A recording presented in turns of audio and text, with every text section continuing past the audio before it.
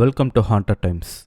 தன்னோட அப்பா அம்மா தங்கச்சி 3 பேரும் 1 மாசத்துக்கு முன்னாடி திடீர்னு காணாம போயிட்டாங்கன்னு தெரிஞ்சதும் ஹர்திக் உடைஞ்சு போனான். ஆனா அவனுக்கே தெரியாம அங்க ஒரு சதிவலை அவனை சுத்தி உருவாகி இருந்தது.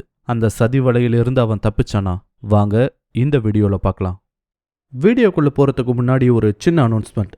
நம்ம சேனலை ரொம்ப நாளா பார்க்குறவங்களுக்கு தெரியும், நம்ம பெய்டு அட்வர்டைஸ்மெண்ட்லாம் எதுவும் பெருசா பண்றது கிடையாது. But it's getting tough these days. So என்னோட ஒர்க் உங்களுக்கு பிடிச்சிருந்தா, உங்களுக்கு விருப்பம் இருந்தா நம்ம சேனலோட growthக்கு உங்களால் முடிஞ்ச கான்ட்ரிபியூஷனை பண்ணுங்க. அதுக்கான யூபிஐ ஐடி இப்போ ஸ்க்ரீனில் வரும் அண்ட் டிஸ்கிரிப்ஷன்லேயும் இருக்கும். அண்ட் அப்ராட்ல இருக்கவங்களுக்கு பை மீ எ காஃபி லிங்கையும் நான் கீழே கொடுத்துருக்கேன். ஸோ பார்த்து பண்ணுங்க.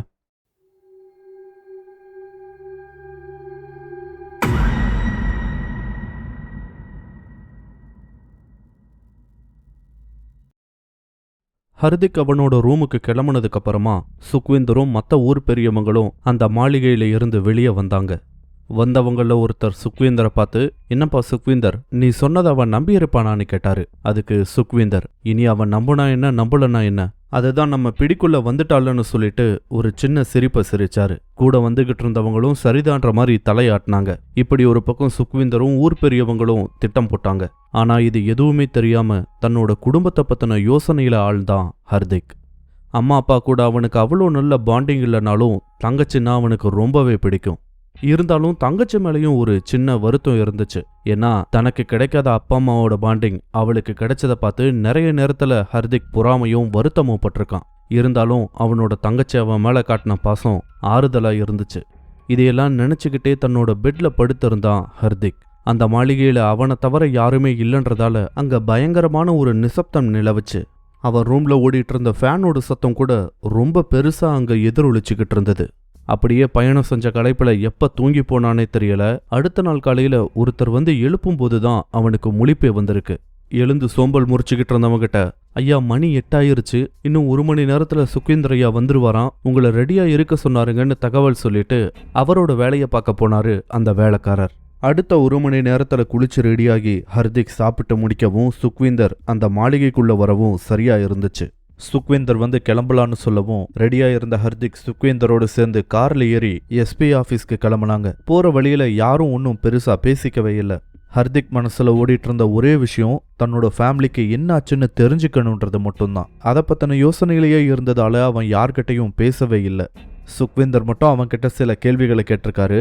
ஆனா அந்த கேள்விகளுக்கெல்லாம் ஒவ்வொரு வார்த்தையில தான் பதில் சொல்லிட்டு வந்தான் ஹர்திக். 1 மணி நேரத்துல அந்த மாவட்டத்தோட எஸ்பி ஆபீஸ்க்கு போய் சேர்ந்தாங்க ஹர்திக்கும் சுக்விந்தரும். அங்க இருந்தவங்களுக்கெல்லாம் ஊர் தலைவர் சுக்விந்தரை ரொம்ப நல்லாவே தெரிஞ்சிருந்தது. அவர் ஒரு போலீஸ் அதிகாரி கிட்ட எஸ்பியை பார்க்கணும் இருக்காரான்னு கேட்டதுக்கு, கொஞ்ச நேரம் வெயிட் பண்ணுங்க, நான் அவர்கிட்ட இன்ஃபார்ம் பண்றேன்னு சொல்லிட்டு அவர் ரூம்குள்ள போனாரு. ஒரு 10 நிமிஷம் வெயிட் பண்ணதுக்கு அப்புறமா சார் உங்களை கூப்பிடுறாருன்னு அந்த அதிகாரி வந்து அவங்க 2 பேரையும் கூட்டிட்டு போனாரு. சுக்விந்தரும் ஹர்திக்கும் உள்ள போனதும் உட்காருங்க சார்னு சொல்லிட்டு எதிரில் இருந்த 2 சேர்ல அவங்கள உட்கார வச்சாரு. சார், இதுதான் காணாம போன எங்க ஜமீன்தாரோட பையன், கொஞ்ச நாளா ஊர்ல இல்ல, இப்பதான் திரும்பி வந்திருக்காருன்னு சொன்னாரு. ஓ அப்படியான்னு சொல்லிட்டு ஹர்திக் கிட்ட பேச ஆரம்பிச்சாரு. ஹர்திக் பத்தின டீட்டெயில்ஸ் எல்லாம் கேட்டு தெரிஞ்சுக்கிட்டதுக்கு அப்புறமா ஹர்திக் பேச ஆரம்பிச்சான். சார், என்னோட ஃபேமிலிக்கு என்னதான் ஆச்சு, ஏதாவது கண்டுபிடிச்சிங்களான்னு கேட்டதுக்கு டேபிள் மேல வைக்கப்பட்டிருந்த ஒரு ஃபைலை பிரிச்சாரு அந்த எஸ்பி. அதோட டீட்டெயில்ஸ் எல்லாம் தெளிவா சில நிமிடங்கள் படிச்சுட்டு ஹர்திக்கை நிமிர்ந்து பார்த்தாரு அந்த எஸ்பி. உங்க ஃபேமிலியை சேர்ந்த 3 பேரும் எங்க போனாங்கன்னு எங்களால இப்போ வரைக்கும் ஒரு சின்ன க்ளூவை கூட கண்டுபிடிக்க முடியல ஹர்திக். நாங்களும் எவ்வளவோ ட்ரை பண்ணிட்டு தான் இருக்கோம், ஆனா எந்த க்ளூவும் எங்களுக்கு கிடைக்கவே இல்லை. ஏதாவது தகவல் தெரிஞ்சா கண்டிப்பா உங்களுக்கு இன்ஃபார்ம் பண்றேன்னு சொன்னாரு எஸ்பி. அது சம்பந்தமா மேலும் சில கேள்விகளை கேட்டான் ஹர்திக். அவரும் தனக்கு தெரிஞ்ச வரைக்கும் பதில் சொன்னாரு. அதுக்கு மேல அங்க கேட்க ஒன்னும் இல்லைன்றதால 2 பேரும் அங்கிருந்து வெளியேறினாங்க. வெளியே வந்து கார்ல ஏறினதும், இப்போ என்ன பண்ணலாமாமான்னு சுக்விந்தரை பார்த்து கேட்டான் ஹர்திக். அதுதான் தம்பி எனக்கும் ஒன்றும் புரியலன்னு சொன்னாரு. வண்டியில திரும்பி ஊருக்கு வந்துகிட்டு இருக்கும்போது அது எப்படி மாயமா 3 பேரும் மறைஞ்சு போயிருக்க முடியும்? அவங்க போறதை யாருமேவா பார்க்கல?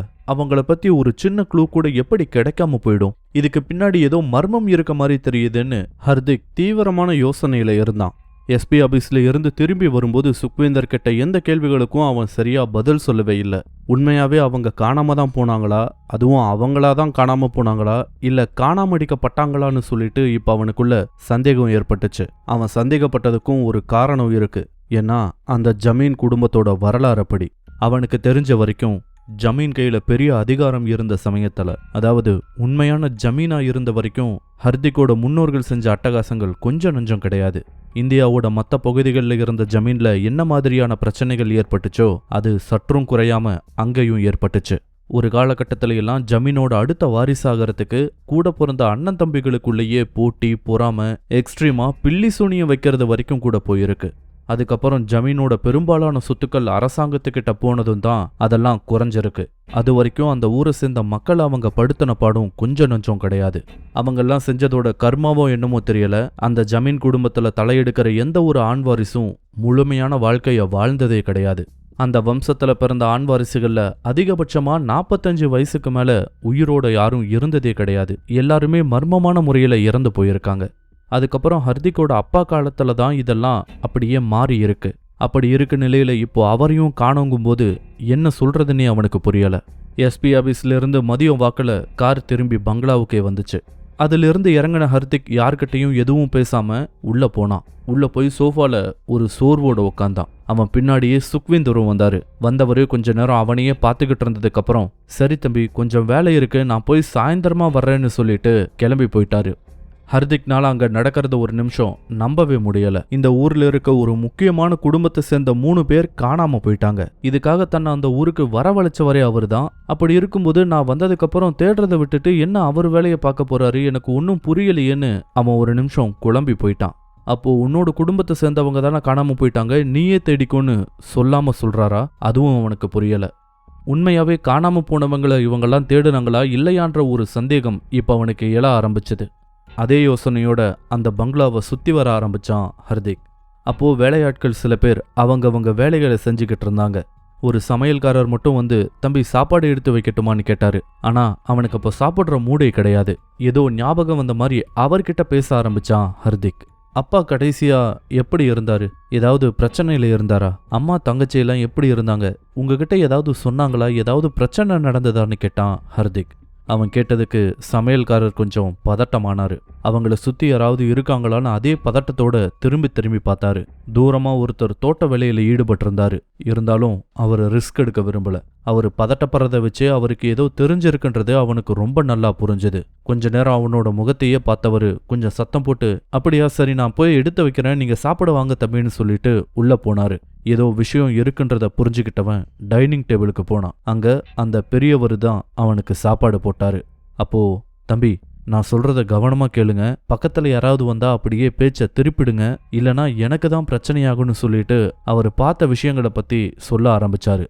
ஒரு 6 மாசம் இருக்கும் தம்பி. ஒரு நாள் சாயந்தர நேரமா ஊர் தலைவர் ஜமீன்தாரை பார்க்க வந்தாரு. அவர் வரும்போதே கொஞ்சம் கோவமா தான் இருந்தாரு. ஜமீன்தார் இருக்க ரூமுக்குள்ள அதே கோவத்தோட போனாரு.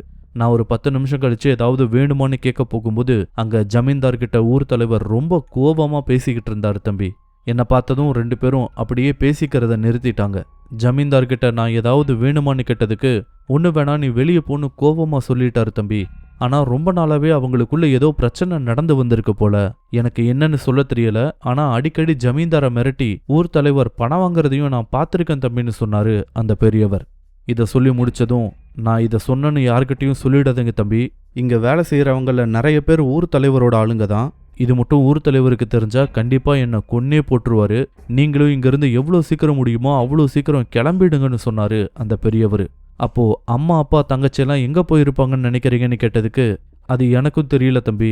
ஆனா நீங்க போனதுக்கு அப்புறம் இந்த ஜமீன்ல ஏகப்பட்ட பிரச்சனைகள் வந்துருச்சு தம்பி. அதுல இருந்து தப்பிக்கிறதுக்காக கூட 3 பேரும் எங்கேயாவது போயிருக்கலான்னு சொன்னாரு அந்த பெரியவர். சொன்னது மட்டும் இல்லாம யாரோ வர்ற சத்தம் கேட்கவும், சரி தம்பி நீங்க சாப்பிடுங்க நான் போறேன்னு சொல்லிட்டு அவசரமா சுத்தியும் முத்தியும் பார்த்தபடியே கிச்சனுக்குள்ள போனாரு.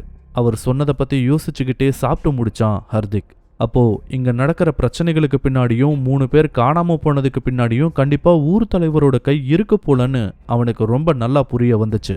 ஆனா அவர்கிட்ட இருந்து இதையெல்லாம் எப்படி தெரிஞ்சுக்கிறது தெரியலையேன்னு ஹர்திக் யோசிக்க ஆரம்பிச்சான். அவர்கிட்ட எப்படி இதை ஸ்ட்ரைட்டா கேட்க முடியும்? அவனுக்கே தெரியும் சுக்விந்தர் அந்த ஊர்ல பெரிய மனுஷன்றது.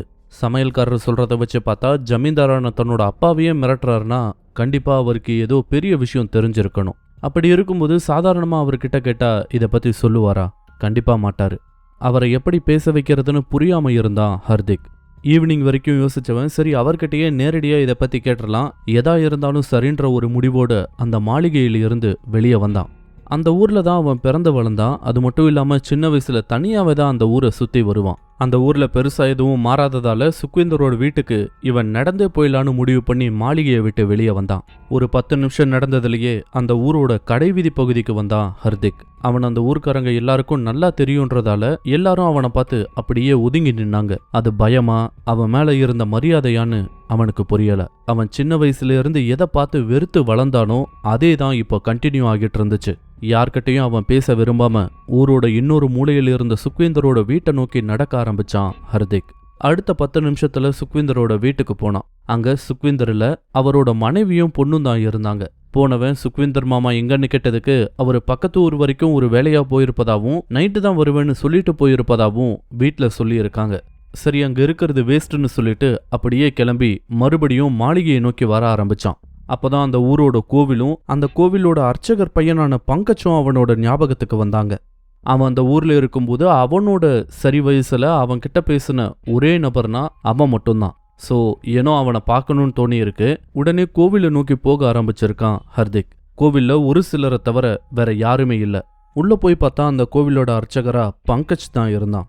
ஹர்திக்கை பார்த்ததும் என்ன ஹர்திக் நல்லா இருக்கியா, பார்த்து ரொம்ப நாள் ஆச்சேன்னு கேட்டான். நீ வந்திருக்குன்னு சொன்னாங்க, நாளைக்கு நானே பங்களால வந்து பார்க்கலான்றதான், அதுக்குள்ள நீயே வந்துட்டியா, வாவான்னு சொல்லி அவனை கூப்பிட்டு பேச ஆரம்பிச்சான். 2 பேரும் கொஞ்ச நேரம் பழைய விஷயங்களை எல்லாம் பேசிட்டு இருந்தாங்க.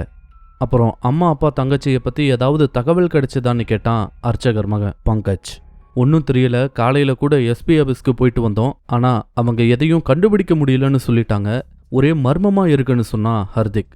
அதுக்கு பங்கஜ் என்னமோ தெரில ஹர்திக், ஒரு 2-3 வருஷமாவே உங்க குடும்பத்தை சார்ந்த விஷயங்கள் எல்லாம் எங்களுக்கு மர்மமா தான் இருக்குன்னு சொன்னான். என்ன சொல்ற பங்கஜ்னு ஹர்திக் கேட்டதுக்கு, முன்னெல்லாம் உன்னோட அம்மாவும் தங்கச்சியும் அடிக்கடி கோயிலுக்கு வந்துகிட்டு இருப்பாங்கப்பா, ஆனா ஒரு 1.5 வருஷமாவே அவங்க சரியா கோயிலுக்கே வர்றதில்ல, ஏன் மாளிகையை விட்டு கூட அதிகமா வெளியே நாங்க யாரும் பார்த்ததில்ல, என்னன்னு தெரியல, 3 பேரும் ரொம்ப கவலையா இருக்க மாதிரியே இருந்தாங்க, ஒருவேளை நீ திரும்பி வராததால ஏற்பட்ட கவலைன்னு தான் நாங்க எல்லாருமே நினைச்சோம், ஆனா திடீர்னு ஒரு நாள் அவங்க காணாம போவாங்கன்னு நாங்கெல்லாம் சத்தியமா எதிர்பார்க்கவே இல்லை ஹர்திக், எங்களுக்கு அதெல்லாம் ரொம்ப ஷாக்கிங்கா தான் இருக்குன்னு சொன்னான் பங்கஜ். அதை கேட்ட ஹர்திக் ஓ அப்படியான்னு சொல்லி கேட்டுட்டு கொஞ்ச நேரம் பேசிக்கிட்டு இருந்துட்டு அங்கிருந்து கிளம்பி பங்களாவை நோக்கி போனான். போற வழியிலெல்லாம் அவனுக்குள்ள ஏகப்பட்ட சந்தேகங்கள் ஏற்பட்டுக்கிட்டே இருந்துச்சு. சுக்விந்தர் கிட்ட இல்லாம இது வரைக்கும் 2 பேர்கிட்ட தன்னோட அப்பா அம்மாவை பத்தி கேட்டிருக்கான் ஹர்திக். ஒன்னு அந்த மாளிகையோட சமையல்காரர்கிட்ட, இன்னொன்னு பங்கஜ் கிட்ட. 2 பேருமே சொல்லக்கூடிய பல விஷயங்கள் ஒத்து போச்சு. என்னன்னா அவங்க காணாம போறதுக்கு கொஞ்ச நாள் முன்னாடி இருந்து அவங்க எதனாலயோ ஸ்ட்ரெஸ்டா இருந்திருக்காங்க, அதுக்கு ஒருவேளை தான் காரணமா இருக்கலாம்னு நினைச்சான். அது மட்டும் இல்லாம அவங்க காணாம போன விதம், அது எப்படி யாரு கண்ணிலையும் படாம திடீர்னு ஒரு நாள் காலையில அவங்க காணாம போகவோ இல்ல மறைஞ்சு போகவோ முடியும். இத பத்தி யோசிக்கும் போதெல்லாம் அவனுக்கு குழப்பம்தான் அதிகமாகிட்டே போச்சு. இப்படி அங்க வந்த முதல் நாளே பல கேள்விகளோடையும் குழப்பத்தோடையும் அவனுக்கு முடிஞ்சது. மறுநாள் காலையில முதல் வேளையா சுக்விந்தரை சந்திச்சுதான் பேச நினைச்சான் ஹர்திக். ஆனா முதல் நாளுக்கு அப்புறம் ஏனோ அவரை பார்த்து தனியா அவனால பேசவே முடியல. வேணும்னே அவர் அவனை தவிர்க்கிற மாதிரியே அவனுக்கு தெரிஞ்சது. அப்படியே அவர்கிட்ட பேச ட்ரை பண்ணாலும் எப்பயுமே அவர் கூட 2-3 பேர் இருந்துகிட்டே இருந்தாங்க. அதனால சுக்விந்தர் கிட்ட அவனால பேசவே முடியல. அப்போ ஒரு நாள் ராத்திரி நேரத்துல டின்னர் முடிச்சிட்டு அவனோட ரூம்குள்ள வரும்போது அவனோட பெட் மேல ஒரு பேப்பர் மடித்து வைக்கப்பட்டிருந்துச்சு. அதை பார்த்ததும் அவனுக்குள்ள ஒரு சின்ன ஷாக். எப்படி இந்த லெட்டர் இங்க வந்துச்சு, யாரு கொண்டு வந்து வச்சிருப்பா, இந்த பங்களால அவனோட சேர்த்து மொத்தமே 4-5 பேர்கிட்ட தான் இருந்தாங்க, யாரும் அவனோட ரூம்க்கு வந்திருக்க வாய்ப்பே கிடையாது. அப்புறம் எப்படி இந்த பேப்பர்னு புரியாம அந்த பேப்பரை எடுத்து பிரிக்க போனா ஹர்திக். அப்பதான் அந்த ரூம்ல ஹெவியா வந்துகிட்டு இருந்தா அந்த வித்தியாசமான வாசனைய அவனால உணர முடிஞ்சுது. அதை கவனிச்சாலும் அந்த பேப்பர்ல என்ன எழுதி இருக்குன்ற தெரிஞ்சுக்கிற ஆர்வத்துல அதை பிரிச்சு பார்த்திருக்கான் ஹர்திக். அதுல ஆபத்துன்ற ஒரே ஒரு வார்த்தை மட்டும் பெருசா எழுதப்பட்டிருந்துச்சு. அதை படிச்சுக்கிட்டு இருக்கும்போதே அவனோட தலை லேசா சுற்ற ஆரம்பிச்சு மயக்கம் வர்ற ஃபீல் ஏற்பட்டிருக்கு. தொடர்ந்து அவனோட கால்கள் வலுவிழந்து தடுமாற ஆரம்பிச்சது. நிக்க முடியாம அப்படியே கட்டில்ல உட்காந்தான் ஹர்திக். ஒரு 2 நிமிஷத்துக்கு மேல உட்காரவும் முடியாம அப்படியே பெட்ல படுத்தான். இன்னும் கொஞ்ச நேரத்துல கண்டிப்பா அவன் முழுசா மயங்கிடுவான். அப்போ அவன் பக்கத்துல யாரோ வந்து நிக்கிற மாதிரி தோன்றவும் திரும்பி பார்த்தான். அது யாருன்னு சரியா அவனால அடையாளம் தெரிஞ்சுக்க முடியல. அப்போ ஒரு குரல் எங்கேயோ தூரமா இருந்து கேட்குற மாதிரி நல்லா இருக்கியா ஹர்திக்னு கேட்டிருக்கு. அந்த குரல் யாரோடதுன்னு தெரிஞ்சுக்க அவனுக்கு சில நொடிகள் தேவைப்பட்டுச்சு. கண்டுபிடிச்சதும் அவன் ஷாக் ஆகிட்டான். ஏன்னா அந்த குரல் அவனோட அப்பாவோட குரல், அதாவது ஜமீன்தாரோட குரல். ஆனால் அவனுக்கு ஏற்பட்டிருந்த அந்த ஷாக்கை அவனால் வெளியே காட்டவே முடியல. ஏன்னா கை கால்கள் எல்லாம் பலம் இழந்து போயிருந்துச்சு. தன்னோட உடல்ல இருந்த மொத்த சக்தியவும் பயன்படுத்தி அப்பான்னு மட்டும் கூப்பிட்டுட்டு அப்படியே முழு மயக்கத்துக்கு போனான் ஹர்திக். அதுக்கப்புறம் என்ன நடந்துச்சு அடுத்த வீடியோவில் பார்க்கலாமா?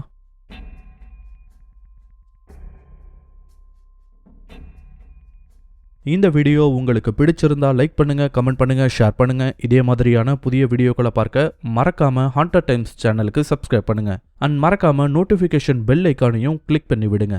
தேங்க்யூ.